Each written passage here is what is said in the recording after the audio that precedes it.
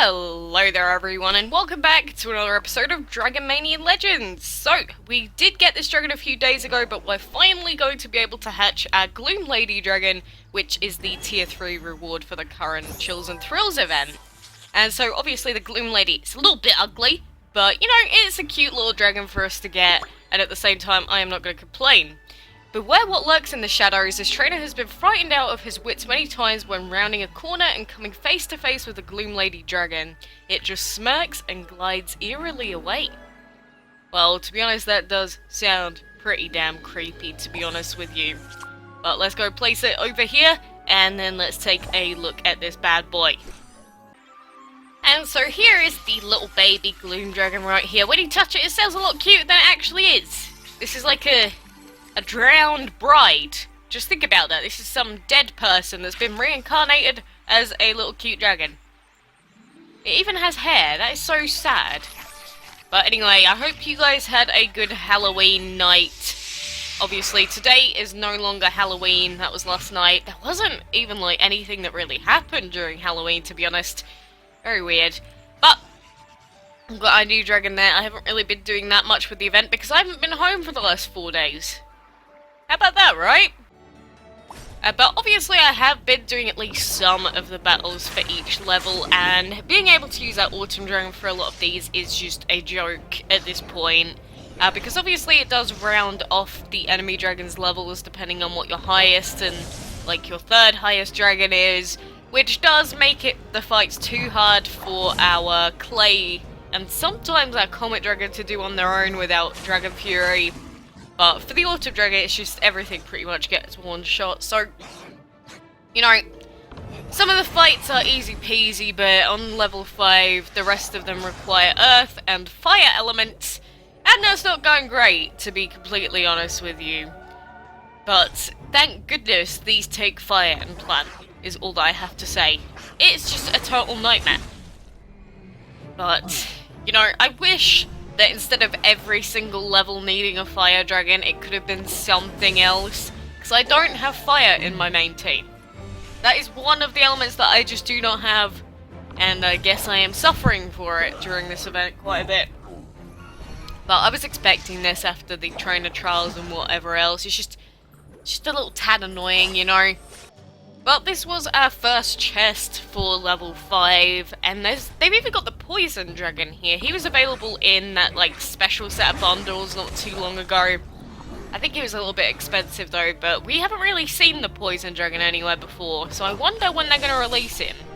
Obviously they've sort of brought him into the Halloween theme, so I don't know, next Dragon of the Week, maybe? Speaking of which, the current Dragon of the Week is the Werewolf. We do have that dragon already, but, you know, I'll do a how to breed video on it just after this one, actually, since I haven't had the chance to yet. But, you know, at least the Werewolf is back for those of you that don't have him yet, but quite a few of us already do. And if we open up our first chest at this level, oh, what a surprise, it's not the key, right? Yeah, I wasn't expecting it to be at all, but I'm probably gonna head straight up because those fights on the right side there, this fight is so hard because of the water on the Gloom Lady and the plant. Ugh, it is an absolute hellhole. But I also have exciting news because while I was trying to breed dragons just for the event, guess what? I have finally bred the Crystal Dragon. Like, how long has that taken? It's taken way too long, and obviously that's going to put our event plans a tiny little bit behind, but yeah, the Crystal Dragon is what we have, which is pretty damn good. And I'm currently upgrading our Student Dragon's Earth skill so that we can use a bunch of the Earth element to keep our dragons alive during the current Halloween event. So, hopefully, then we will finally be able to move on with the event without having to skip all the fights, which would be pretty good, to be completely honest with you. But, you know, it is how it is, and even little stuff like that hopefully will help us out quite a lot. But I love the Feeding Dragon section of the event because you get so many points, like, pretty much instantly. I really should be like having a bunch of dragons at like level 1 or a bunch of fire dragons and doing it, but I just don't care. I just really don't care enough.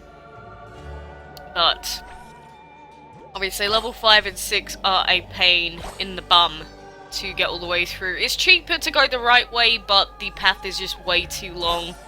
So I am going to come down here, and eventually I will get enough pumpkins for this, but I know that those fights I cannot do because they're more fire and earth, the bane of my existence right now. But, you know, I'll collect what I can. Hopefully, if I have to, I can even skip some of the levels, but at this point, I don't think it's possible for me to get the Scarecrow because, again, I just haven't been home for like 3 days already, and probably not going to be for another couple during the event. So I'm just going for the Hellhound at this point. If anyone wants to send me them getting the Scarecrow, like a little 5-second, 10-second clip, then go ahead. I would love to see it. But for now, I am going to end this video here because I'm just collecting pumpkins and doing not a whole lot that's interesting. But, yeah, I'm going to keep going with the event, keep doing all that stuff, and hopefully we will be able to hatch crystals soon, which will be very exciting. Little twinkles. But anyway, guys, thank you very much for watching, and until next time, I will see you then.